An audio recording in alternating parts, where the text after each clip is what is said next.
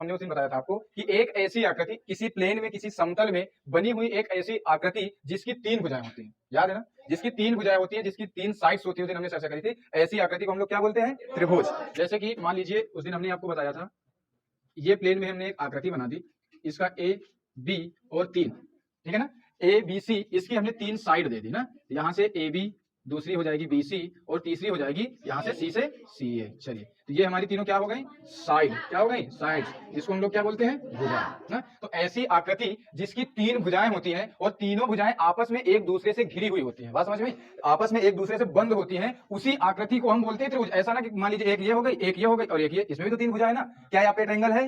बताइए, नहीं है ना। क्यों ट्रायंगल नहीं? क्योंकि ये आकृति एक बंद पास नहीं बनाती है, कोई कर्व बना रही है, नहीं बना रही ना, समझ पा रहे हैं ना सौम्या? कहने का मतलब है ऐसी आकृति जो तीनों तरफ से घिरी हुई होती है, उसी को हम लोग क्या बोलते हैं? ट्रायंगल। चलिए, अब उसमें हमने उस दिन बताई थी कि कुछ हमारी त्रिभुज की विशेषताएं होती हैं, कुछ शर्तें होती हैं जिसके आधार पर हम कहते हैं त्रिभुज। जैसे आप लोग इतने लोग बैठे हैं तो सभी की अलग अलग अपनी पहचान है, सभी की अलग अलग अपना नाम होता है कि नहीं होता? भाई किसी का जैसे इनका नाम है यश, इनका राम, तो सभी का अगर अपना नाम है तो सभी की अपनी अलग अलग पहचान है। इधर सबसे पहले त्रिभुज की हमारी विशेषताएं होती है कुछ। नंबर एक पे हम देखते हैं, हमने अभी क्या बोला कि त्रिभुज की कितनी भुजाएं होती हैं? तीन। तो यहाँ पास लिख देते हैं कि तीन भुजाएं वाली ही आकृति को हम क्या बोलेंगे? त्रिभुज। पहली चीज, अगर उसकी कोई भी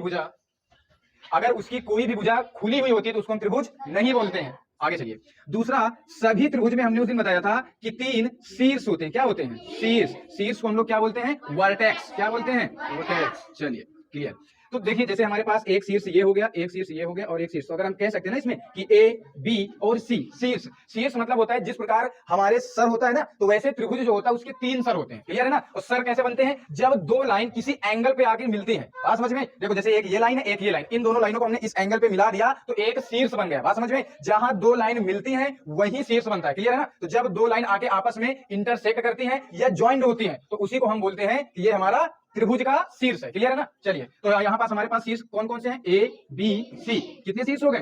तीन। चलिए, तीसरी बात होती है कि सभी त्रिभुज में तीन एंगल होते हैं। एंगल मतलब तीन कोण होते हैं। क्या होते हैं? कोण। इसको एंगल बोल सकते हैं ना इंग्लिश में। चलिए, जैसे भाई हमने एक दिन आपको कोण पढ़ाया था, कोण में बताया था कि जब दो रेखाएं आपस में कहीं पास ज्वाइंट होती हैं तो कुछ ना कुछ एंगल क्रिएट करती है ना। हमने बताया था ना, यदि दो रेखाएं आपस में एक दूसरे को काटती हैं या एक दूसरे से मिलती हैं तो कुछ ना कुछ कोण बनता है। कोण क्या बनता है उसको हम अलग चर्चा करते हैं। मान लीजिए एक रेखा ये है और यहीं से एक रेखा ये गई और इस रेखा ने इसको काट दिया। भाई एक ये ए बी नाम की रेखा थी और इसको पी क्यू नाम की रेखा ने काट दिया, तो यहाँ पास देखो एक कोण बन गया ना। अब ये कितने का बन रहा है? 45 का है या 50 का है, 40 45 कुछ भी हो सकता है, लेकिन जहां दो रेखाएं कटती है वहां क्या बनता है? कोण बनता है। तो यहाँ भी देखो दो रेखाएं कट रही, तो यहाँ भी एक कोण बन गया, यहाँ भी एक कोण बन गया और यहाँ भी एक कोण बन गया। तो हम क्या कह सकते हैं? त्रिभुज में तीन कोण होते हैं, बोलिए, कह सकते हैं ना। तो यहाँ कोण ए, कोण बी और कोण सी।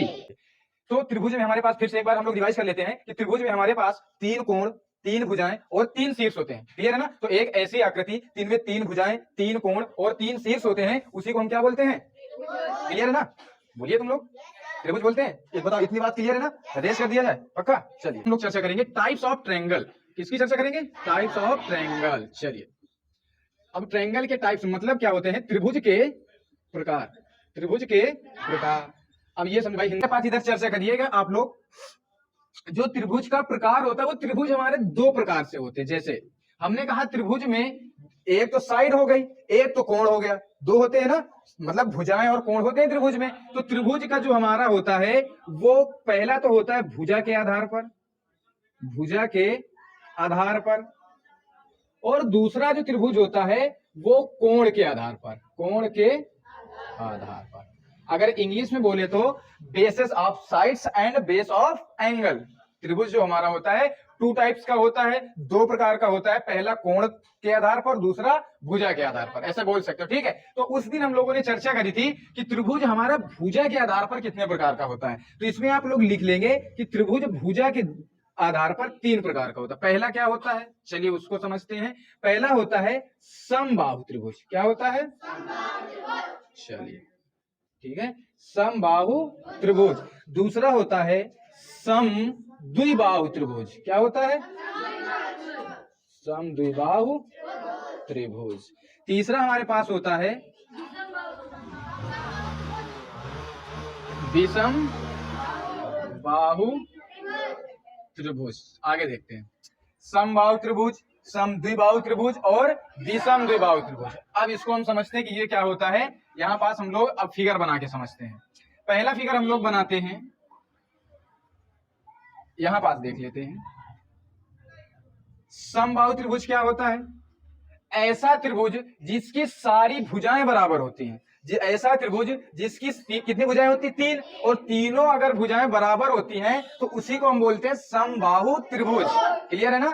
सम मतलब होता है बराबर, बाहु मतलब होती है भुजाएं, और त्रिभुज तो है तो त्रिभुज है। तो ऐसा त्रिभुज जिसकी सभी भुजाएं बराबर होती हैं उसको हम लोग क्या बोलते हैं? समबाहु त्रिभुज। अगर हम लोग बना लेते हैं तो मान लीजिए एक ऐसा और ऐसा। अब ये ए, ये बी और ये सी। अगर हम कह दें AC अगर हमारा 4 सेंटीमीटर है तो भाई ये भी 4 सेंटीमीटर होगा, ये भी 4 सेंटीमीटर होगा। क्यों सर जी? क्योंकि तीनों भुजाएं बराबर होंगी तभी वो हमारा समबाहु त्रिभुज होगा। क्लियर है? दिख रहा?